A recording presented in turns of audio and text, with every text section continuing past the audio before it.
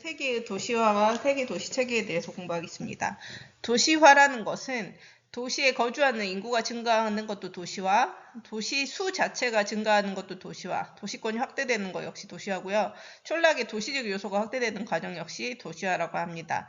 예를 들자면 촌락에 고층 아파트가 들어온다, 혹은 촌락에 문화센터 같은 게 들어온다 등등이 다 도시적 요소가 확대되는 과정이죠. 그러면 도시화 과정은 도시화율에 따라서 초기 가속화 종착 단계로 구분한다 하면서 도시화 과정을 설명하는 도시화 곡선이라는 게 있어요. 초기 가속화 종착 단계가 있는데 시간이 갈수록 도시화율이 어떻게 되는지 Y축 도시화율이 뭔지를 알아야 됩니다. 도시화율은 총 인구 중 도시 거주 인구가 차지하는 비율이고요. 당연히 선진국에서 더 높다라고 이해를 하면 됩니다. 도시화율은.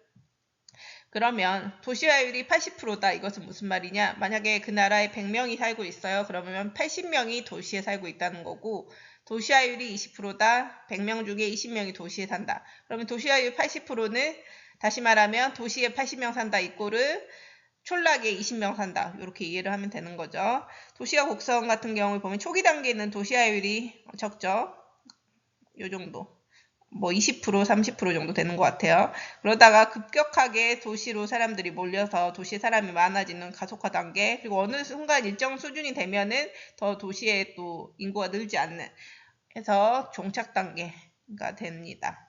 그러면 이러한 도시화 과정도 역시 단계가 있어요. 초기 가속화 이 종착 단계를 한번 특징을 한번 보도록 하겠습니다. 초기화 단계는 지금 20%, 30%잖아?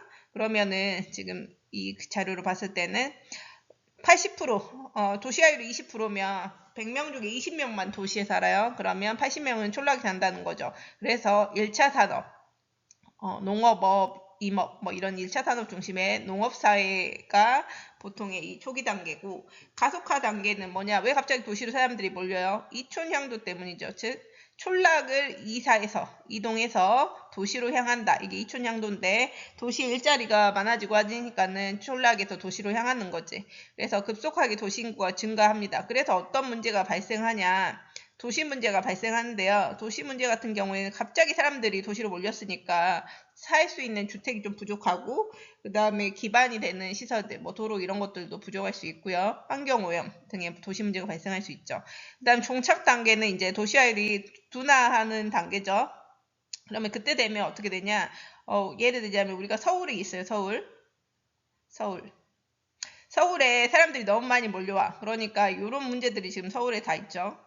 주택 부족하고, 그래서 집값은 오르고, 환경오염 문제. 그래서 어떻게 하냐? 집값이 우선 너무 비싸잖아. 그래서 서울이 아닌 주변으로 이사를 가는 거야. 이거를 교외화 현상이라고 합니다. 교외로 빠지는 거죠. 근데 보통 이 교외로 빠지긴 하지만 원래 직장은 서울에 있어. 그럼 출퇴근을 서울로 하는 거죠. 출근을 서울로 했다가 다시 집으로 이제 돌아오는 거죠. 퇴근하고 나서는. 그래서 이 교회화 했지만은 교회로 나갔지만 실제적으로는 이 대도시, 서울이란 대도시랑 계속 하나의 권역처럼 연결돼 있어요. 그래서 얘를 대도시권이라고 합니다. 서로 다른 지역이지만 하나의 권역처럼 대도시권이 묶이는 거지. 이런 게 확대되고 있고요. 여기 보면은 세계의 도시 규모별 도시수 변하면 도시수가 갈수록 증가하는 것을 볼 수가 있죠. 그리고 특히 이렇게 대규모 인구가 있는 도시도 늘고 있고요. 그리고 세계 주요 국가의 도시화율 변화를 보면 영국같이 오래전부터 발달한 선진국은 이미 1950년대만 보더라도 이미 도시화율 80%. 근데 계속 유지하고 있는 상태지. 미국도 마찬가지. 조금씩 올라왔다가 지금은 거의 유지하는 단계고, 중국 같은 개발도상국 같은 경우에는 이렇게 쭉 급속하게 올라와가지고 세계 평균보다 지금은 도시화율이 높고요. 이런 니제르 같은 후진국에 해당되는 도시들은 아직은 도시화율이 낮다는 것. 지금 니제르는 도시화율이 20%도 안 되는 걸 볼 수가 있죠. 2020년 기준으로 했을 때. 선진국과 개발도상국의 도시화를 비교하면은 선진국은 일찍 발달을 했어요. 그러다 보면 산업혁명 이후에 사람들이 이제 도시로 오면서 점진적으로 점차 천천히 이렇게 도시화가 진행됐어. 그러니까 도시화가 천천히 되다 보니까 도시의 시설 이런 거를 찬찬히 준비할 수가 있었겠죠. 근데 개발도상국은 어떻게 돼? 2차 대전 이후에 산업화 산업화는 뭐 공장이 생기고 이런 산업화와 함께 급속하게 이촌향도가 되면서 급속하게 도시화가 진행됩니다. 그래서 여러 이런 도시 문제들이 발생을 하는 거고요. 선진국은 지금 도시화 과정 3단계 중에서 종착 단계에 도달한 경우가 많고 개도국은 가속화 단계를 지나는 경우가 많습니다. 그래서 선진국은 도시화율 증가가 둔화되고 교회화, 개도국은 이런 문제가 있다. 그러면 도시화율 변화, 도시인구 이 자료부터 한번 볼게요. 지역별 도시화율 변화를 보면 1950년이 지금 X축이고 2020년이 Y축입니다. 1950년만 보더라도 가장 오른쪽에 있는 애가 누구였냐? 앵글로 아메리카, 뭐 오세아니아, 그다음 유럽 이런 선진국에 해당되는 선진국 비율이 높은 대륙이 도시화율이 높았어요. 근데 이제 산업화가 그러면서 그 당시에는 아시아, 아프리카 같은 산업화가 늦게 시작된 도시들, 대륙들은 도시화율이 봐봐. 아시아, 아프리카는 뭐 10에서 20% 사이지. 그래서 거의 촌락이 많이 살았던 거죠. 근데 50년이 지난 2020년에는 어떻게 됐어?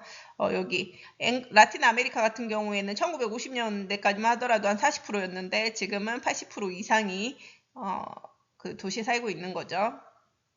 그래서 지금 1950년 여기 라틴 아메리카는 도시화 급격히 진행이 돼서 지금은 2020년에는 80%를 넘어서 앵글로 아메리카 그 다음으로 많다. 거의 비슷하지. 그 다음에 도시 인구로 비교했을 땐 당연히 원 크기가 도시 인구거든. 아시아가 원체 인구가 많잖아. 중국, 인도를 포함해서. 그래서 도시 인구로 봤을 때는 이렇게 인구가 많은 게 인구 자체가 많아서 그렇게 이해를 하면 되겠습니다. 그 다음 그러면 도시인구 증가율로 봤을 때 어느 대륙의 도시인구 증가율이 높냐? 당연히 이제 개발되고 있는 곳들이 급격하게 도시인구가 증가하고 있다고 했죠. 그래서 2015년에서 2020년 사이에 도시인구 증가율은 가장 오른쪽에 있는 이 아프리카가 제일 도시인구가 급격히 증가했고, 그 다음 여기 오세아니아도 있고 그렇죠. 말을 잘못했네요. 연평균 촌락 인구 증가율 볼게요. 여전히 여기 아프리카 같은 경우에는 촌락 인구도 많이 있지만 보면 Y축은 지금 뭐냐? 연평균 도시 인구 증가율이지. 아프리카가 가장 지금 급격하게 증가하고 있고요. 그 다음으로 연평균 도시 인구 증가율이 높은 곳은 아시아. 이렇게 계속 도시로 성장하고 도시로 사람들이 몰리는 대륙 같은 경우에 급격하게 산업화가 진행되고 이런 곳들은 이렇게 인구 성장이 도시에 집중되고 있습니다. 그리고 이제 아프리카 오세아니 제외하고는 연평균 촌락 인구 증가율은 다 어때? 마이너스권이지. 그러니까 촌락 인구가 증가하는 대륙은 많지 않다는 거. 세계 도시는 세계적으로 말 그대로 세계적으로 뭐 유명한 도시, 중심이 된 도시들을 말하는데요. 뭐 자본의 중심, 경제활동의 중심 뭐 이런 지역이고 또 교통 그런 지역에는 뭐 비행기도 많이 뜨고 하잖아. 그래서 세계적 교통통신망의 핵심적인 결절지다. 결절지라는 거는 뭐 2개 이상의 지역을 연결해주는 지역이거든. 그러니까 연결성, 예를 들자면 우리 인천공항도 인천공항에 오면은 다른 지역과 다른 지역을 이어주는 역할을 하잖아요. 그리고 공항뿐만 아니고 서울에서 뭔가를 하면은 다른 지역과 연결이 되고 그렇게 통신적으로도 그렇죠. 그래서 그 결절지는 연결해주는 지역이다. 즉 연결을 할 수 있다는 건 뭐야? 결국 중심이라는 거지. 그럼 세계도시 등장 배경은 당연히 뭐 세계화의 배경이랑 비슷하다라고 보면 됩니다. 세계도시의 선정 기준은 여러 기준에 의해서 선정할 수 있는데 경제적 측면에서는 다국적 기업의 본사수. 다국적 기업은 뭐냐? 이렇게 나와 있는데요. 본사는 본국에 있는데 생산 공장 등이 해외에 있는 기업을 다국적 기업이라고 생각하면 돼요. 삼성도 기업 본사는 서울에 있지만은 공장들은 해외 곳곳에 있지. 근데 이 세계 도시가 되려면 다국적 기업에 본사가 있어야 되는 거지. 본사는 메인인 곳이다 보니까는 본사가 있는 곳은 역시 핵심지라고 볼 수가 있죠. 또한 국제기구 본부 이런 게 있으면 정치적 측면에서 세계 도시가 될 수 있고 문화 도시 기반 등이 있습니다. 그래서 3대 세계 도시 하면은 보통 어떤 기관에서 조사하냐에 따라 다르지만 보통 뉴욕, 런던, 도쿄가 3대 세계 도시로 꼽혀요. 그 다음에 세계 도시의 특징은 아까 다국적 기업 본사가 있댔죠. 그 다음에 생산자 서비스업이 발달한다. 처음 들어본 친구도 있는데 서비스를 하는데 누구를 대상으로 하냐? 생산자. 생산자는 누구예요? 기업이죠. 기업의 생산활동을 지원하는 서비스업인데 대표적으로 금융보험, 부동산업, 회계 서비스, 연구개발 등이 해당됩니다. 최상위 세계도시 세계 뉴욕, 런던, 도쿄. 특히 뉴욕 같은 경우에는 경제의 중심지기도 하지만 국제연합, UN의 본부가 있다고 합니다. 그다음 세계도시의 문제점은 도시 내 양극화, 같은 도시 내에서 고소득층, 저소득층 간의 거주지 분리 현상이 있다는 거. 예를 들자면 고층 빌딩이 있으면 거기에서 일하는 대기업 사람들도 있지만 거기에서 청소하시는 분들도 계시지. 그래서 어떤 도시 안에서 그런 두 부류의 사람들이 경제적으로 두 부류의 사람들이 거주지를 분리해서 살 수밖에 없겠죠. 땅값이 비싼 지역에 사는 사람과 그래도 땅값 월세가 저렴한 지역에 사는 그런 사람들이 존재할 수밖에 없으니까 도시 간에도 양극화가 발생하죠. 선진국의 세계도시, 개발도상국의 세계도시 간에서도 어쨌든 레벨 차이가 좀 있을 수밖에 없겠지. 발전 정도가. 그래서 세계도시 체계라는 말이 계속 나올 텐데요. 체계는 그냥 계층성, 즉 같은 세계도시라고 하더라도 최상위 세계도시, 상위 세계도시, 하위 세계도시 이런 게 있다는 거. 예를 들자면 학교에도 우리 학교 전교 1등이 있지만 또 세종시 전체 1등이 있을 수 있고 전국 모의고사 1등이 있을 수 있고 그런 식으로 계층이 좀 있다는 거예요. 그래서 갈수록 오히려 이렇게 세계도시의 계층성은 강화됩니다. 더 발전한 세계도시는 더 발전할 거니까 그렇게 이해하면 되고요.